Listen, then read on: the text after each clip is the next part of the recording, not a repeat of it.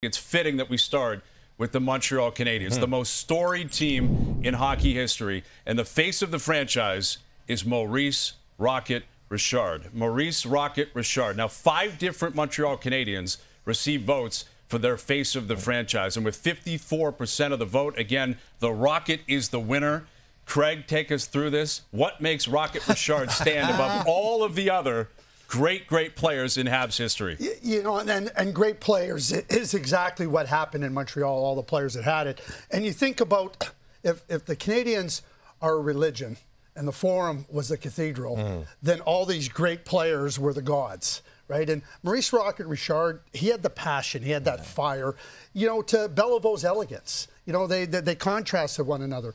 But I think that Rocket captured the imagination and the hearts of Quebecers, of French Canadians. He played his last game in 1960. I was born in 1963, growing up in Montreal.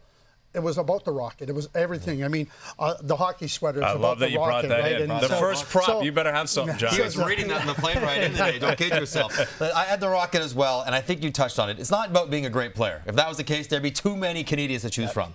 It's who resonated with the people of Montreal and the province of Quebec on an emotional level, on a passionate, guttural level. And Maurice Richard is that guy. My parents, my mom's from Quebec, my sister's from Quebec, from Montreal. They talk about him and how much he meant and how he stirred emotion and fire and passion, which is what the Montreal Canadiens are all about. Literally riots about this guy. Literally riots in the streets of Montreal for Rocket Richard. I love that you brought in the hockey sweater, one of the great pieces of literature in Canadian history. I always read it as a kid. I've read it to my kids reluctantly. They didn't love it necessarily. Not that they like hockey, but they're still coming around a little bit.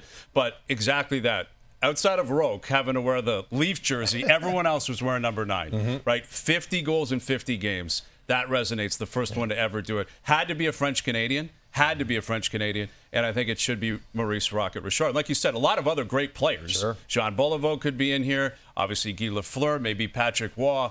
But I think when you think of the face and the fire, right? No helmet.